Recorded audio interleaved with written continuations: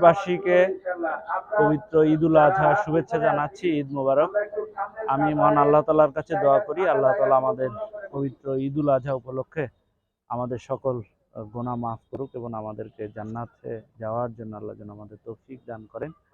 আমি সবাইকে অনুরোধ করব, আসুন আমরা সবাই পবিত্র ঈদুল আজহার যে কোরবানি পশু আমরা যেটা জবাই দিব সেটি যেন আমরা যথাযথভাবে জবাই দিতে পারি। আমরা যেন যে কোরবানির যে রক্ত এবং আমাদের যে কোরবানির পরে যে বর্জ্য তৈরি হবে এটি যেন আমরা যথাযথভাবে এটি ব্যবস্থাপনা করি। এই অনুরোধ আমি সবার কাছে রাখছি।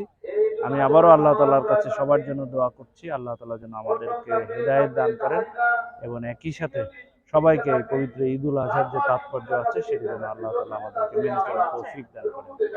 হচ্ছে যে আল্লাহ তাআলা আমাদেরকে ধৈর্য ধরা তৌফিক দান করেন। আমি বলবো যে যদি কষ্ট করে আমরা একটু নামাজ পড়ি আল্লাহ তাআলা আমাদেরকে বেশি সওয়াব দিবে, আমরা এই নিয়ত করি। আর আপনারা আমাদেরকে বলেছেন, আমরা এটি ইনশাআল্লাহ পরবর্তীতে এটি আমরা লক্ষ্য রাখবো।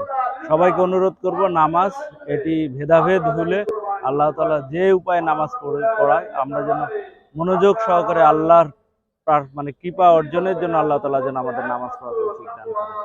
ধন্যবাদ। আরেকটা কোশ্চেন ছিল যে আসলে আশা করি আল্লাহ তাআলা আমাদের পবিত্র ঈদুল আজহা আমাদের এই এমন ভাবে আমাদের করার তৌফিক দান করুক, আমরা যেন সকলের জন্য আমরা যেন ঈদুল আজহা যেন সকলের জন্য হয়।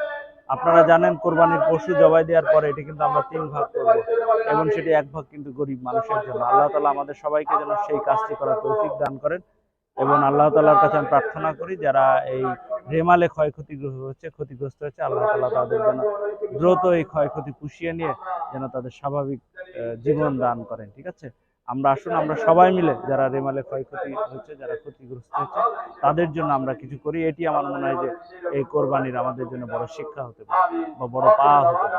ধন্যবাদ।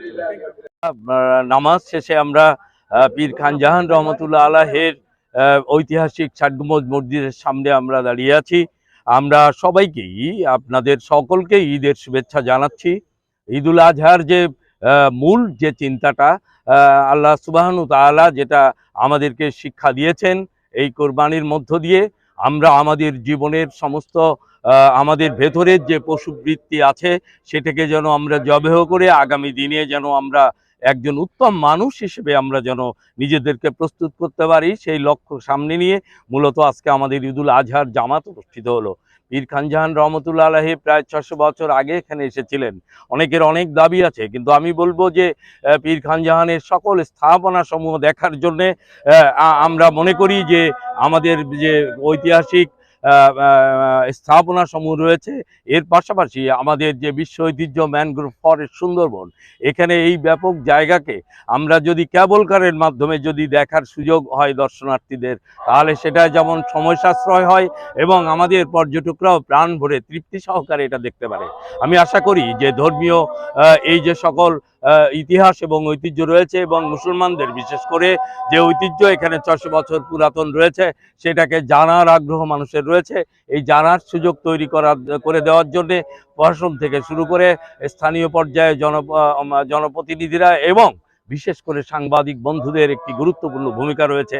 আমি তাদেরকে বলবো যে আমাদের জ্ঞানের চোখ খোলার জন্যে, আমাদের ইতিহাস এবং ঐতিহ্য, আমাদের সংস্কৃতিকে তুলে ধরার জন্যে মিডিয়াই হচ্ছে উত্তম মাধ্যম। এবং আমি এই আমাদের ইলেকট্রনিক এবং প্রিন্ট মিডিয়ার যারা সাংবাদিক বন্ধুরা রয়েছেন তাদের কাছে বলবো যে আপনারা তুলে ধরুন আমাদের ঐতিহ্যকে এবং আমরা যেন এই ঐতিহ্যের মাধ্যমে নিজেদেরকে সংশোধন করতে পারি, আমরা নিজেদেরকে খাপ খাইয়ে নিয়ে আগামী দিনে উন্নত সমৃদ্ধ বাংলাদেশের নাগরিক হতে পারি। সবাই ভালো থাকুন। ঈদের শুভেচ্ছা। ঈদ মোবারক।